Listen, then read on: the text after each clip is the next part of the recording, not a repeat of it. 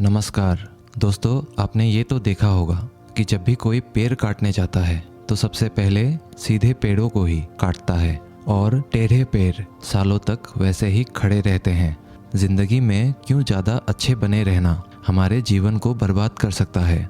आइए इस कहानी से समझते हैं। बात उस समय की है जब गुरुकुल में शिक्षाएं हुई करती थी, अर्थात सारे ही बच्चे गुरुकुल में शिक्षा पाने के लिए जाते थे, वहीं पर रहते थे और वहीं पर प्रगति का आनंद लेते थे और पूरी ज़िंदगी वहीं पर अपनी शिक्षाएं ग्रहण करते थे। ऐसे ही एक गांव से मोहन नाम का युवक गुरुकुल में पढ़ाई करने के लिए जाता है। उसके माता पिता बचपन में ही उसे गुरुकुल में पढ़ाई के लिए भेज देते हैं। गुरुकुल जाने के बाद वह अपने सहपाठियों के साथ बहुत सालों तक बहुत अच्छी शिक्षाएं ग्रहण करता है। उसे वहाँ पर जीवन के सिद्धांत सिखाए जाते हैं। उनमें से ही एक सिद्धांत यह सिखाया जाता है कि हमेशा भलाई का काम करो, अच्छा काम करो, सबकी मदद करो। यही ज्ञान मोहन के दिमाग में बहुत अच्छे से बैठ गया था। इसीलिए जब वो वापस गुरुकुल से शिक्षा ग्रहण करके आया तब वो अपनी गांव में सबकी मदद करता था, हर किसी का काम कर देता था। कोई भी युवक उससे कोई भी काम करने के लिए कहता तो वो मना नहीं करता था। लेकिन जैसे जैसे समय बीतता गया, एक दिन उसने अपने कानों से छुपकर सुना कि गांव के कुछ युवक उसका मजाक बना रहे हैं और सब कह रहे हैं कि वो तो बस फ़ायदा उठाने के लिए है, उसके तो मज़े लो, उससे तो अपने काम निकलवाओ। वो किसी के काम को मना नहीं करता है, वो दूसरों के काम करने के लिए अपने खुद के काम भी छोड़ देता है। बताओ कितना मूर्ख है। ये सारी बातें सुनने के बाद मोहन के कान में खून उतर आया। वो निस्वार्थ रूप से सबकी मदद करता था, सच्चे दिल से करता था, लेकिन बदले में उसे क्या मिला यह सुनकर उसका दिल सहम गया। उसने मन ही मन में निश्चय किया कि आज के बाद वो किसी की भी मदद नहीं करेगा। और अब मोहन गांव का ऐसा युवक बन गया था जो किसी की भी मदद नहीं करता था। चाहे कोई कितनी भी मुश्किल, कितनी भी परेशानी में क्यों ना हो, वो किसी की मदद नहीं करता था। मोहन को अब किसी भी बात से फर्क नहीं पड़ता था। उसके इस व्यवहार को देखकर गांव वाले आश्चर्य में रहते थे। कल तक जो लड़का दया का सागर था, इतना दयालु था, कुछ ही समय में इतना निर्दय कैसे हो गया। ये सब देखकर मोहन के माता पिता को भी उसकी बहुत चिंता होने लगी। उन्होंने अपने बेटे से पूछा, बेटा ऐसी क्या बात हो गई कि तुम इतने बदल गए हो।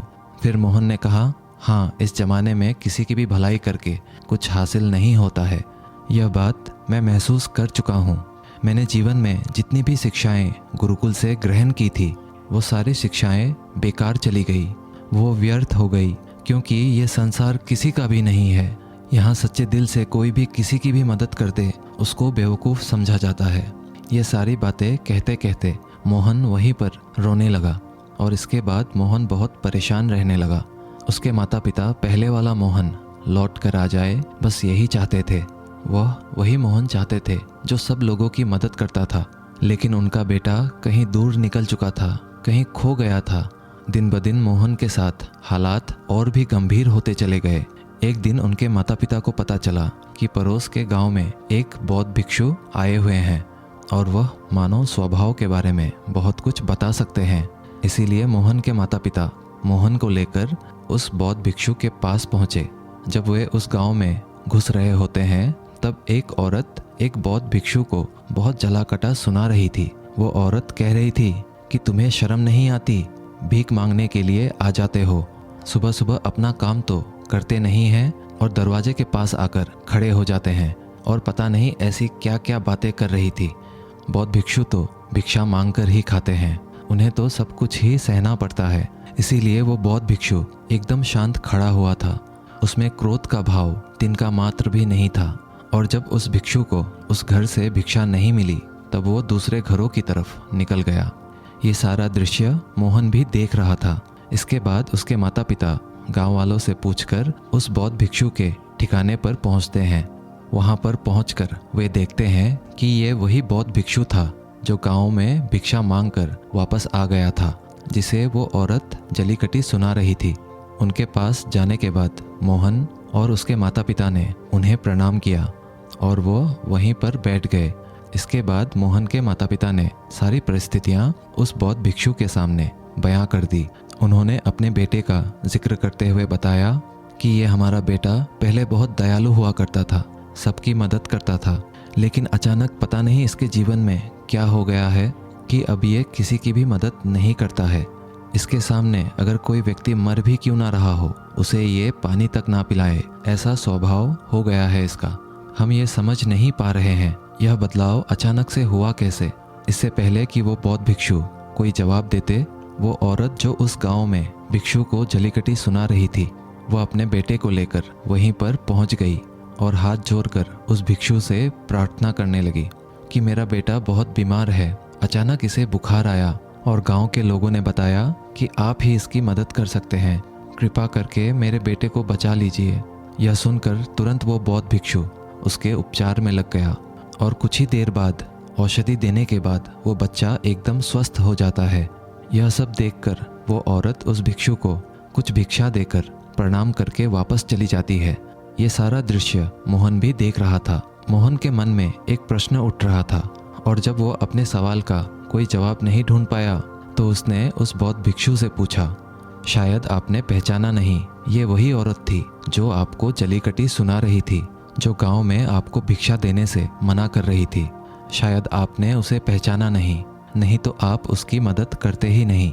मोहन की बातें सुनकर बौद्ध भिक्षु मुस्कुराने लगते हैं और कहते हैं कि दूसरों की अच्छाई करने से कुछ अवस्थाओं में दुख प्राप्त होता है, लेकिन अगर तुम कर्मों का सिद्धांत समझ लेते हो तो अच्छाई और बुराई, इसके सारे भेद तुम्हारे सामने उजागर हो जाएंगे।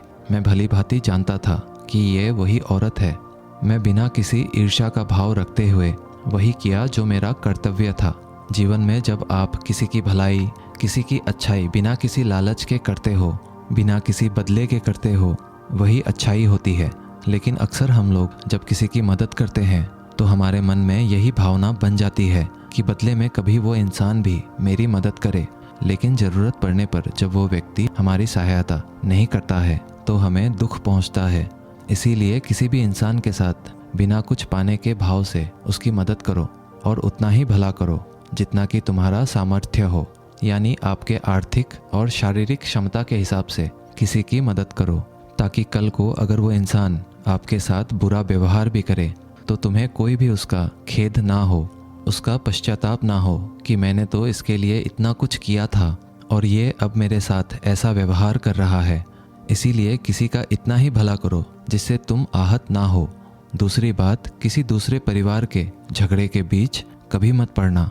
अगर कोई पति पत्नी आपस में लड़ रहे हैं और वो पति अपने पत्नी को पीट रहा है और तुम उसे बचाने के लिए पहुंच जाते हो कि भाई तुम औरत को क्यों पीट रहे हो, तो ऐसा करना तुमको संकट में डाल सकता है, क्योंकि वही जिसकी तुम मदद करने के लिए गए हो वह यह भी कह सकती है कि ये हमारी आपस की बात है, तुम्हें इससे क्या लेना देना, और इसका तुम्हारे पास कोई भी जवाब नहीं होगा। इसीलिए दूसरों के झगड़ों में कभी टांग मत अड़ाना। अगर ऐसी स्थिति पैदा हो जाए कि कोई तुमसे मदद मांगे तो सबसे पहले दरोगा तक खबर पहुंचा दो, सरकार इसका फैसला करेगी। तीसरी बात, अपने विवेक का इस्तेमाल करो। अपनी आंखें खोलकर देखो किसे वास्तविक रूप में मदद की ज़रूरत है और कौन ढोंग कर रहा है, क्योंकि अक्सर लोग दया का पात्र होने का दिखावा करके आपको बेवकूफ़ बनाकर आपसे मदद ले लेते हैं। जैसे कि आज के युग में हम बहुत सारे जगहों पर ऐसा देखते हैं, बस अड्डों पर, रेलवे स्टेशन पर, कि बहुत सारे छोटे छोटे बच्चे भीख मांगते रहते हैं।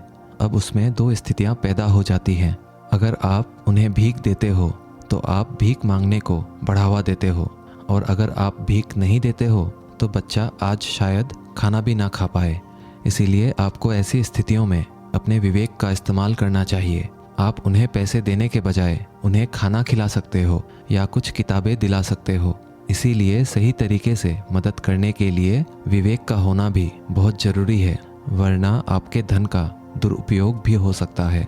और एक बात जो आपको हमेशा समझनी चाहिए, अगर आप किसी का भला करना चाहते हो तो पहले खुद का भला करो, क्योंकि अगर तुम अपने आप की भलाई नहीं कर सके, अपने आप को अच्छे से नहीं रख सके, तो ज़माने के लोगों को कैसे अच्छा रखोगे। इसीलिए कहीं आपने अपने मन में ये भ्रम तो नहीं बना रखा है कि मैं तो अच्छा इंसान हूँ, मैं दूसरों की मदद करता हूँ, तो वह तुम्हारा अहंकार का रूप है। इंसान का जीवन कभी भी परफेक्ट या पूर्ण नहीं हो सकता है। हम हमेशा अपने जीवन में परफेक्शन पाने की कोशिश में रहते हैं। इसीलिए दूसरों को बदलने के बजाय खुद को बदलने में ज़्यादा ध्यान दें और आपको इसके लिए भी भीड़ में अकेले रहने की कला सीखनी होगी। आप सबके साथ हैं, सब में उपस्थित हैं, लेकिन अंदर से एकांत में हैं। अंदर से आप शांत हैं, अंदर से आप मौन हैं।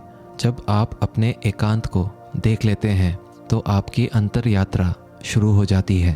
अपने अंदर के एकांत को पाने के लिए आपको मेडिटेशन करना होगा, ध्यान करना होगा। आपको रोज़मर्रा की ज़िंदगी में ध्यान को ज़िंदगी का हिस्सा बनाना होगा, ध्यान को वक्त देना होगा। इसके बाद आप जीवन में पाओगे कि आपके अंदर जो एकांत है उसमें परम आनंद है। वह आनंद इस दुनिया के किसी वस्तु में नहीं है, किसी मोह में नहीं है, किसी वासना में नहीं है। नदी के किनारे में पड़ा हुआ छोटा सा पत्थर भी उस नदी के बहाव में कट कट कर बहुत मुलायम हो जाता है। उसमें कोई दरार, कोई कोना नहीं बचता है। उसी तरह ध्यान के निरंतर बहाव में बहने से उसी तरह आपका मन निर्मल हो जाता है, जिसके बाद हमें अच्छे बुरे की बहुत अच्छे से पहचान हो जाती है। जिसके बाद हम अपने वर्तमान को समझते हैं, हमारे अंदर करुणा का उदय हो जाता है। इसीलिए दोस्तों, आज से ही अपनी अंतर यात्रा शुरू कर दें, अपने जीवन के आनंद को पहचानें। तो जीवन के जो आपके पल बचे हुए हैं उसे उस परम आनंद में बिताओ और अच्छे काम करते रहो। धन्यवाद।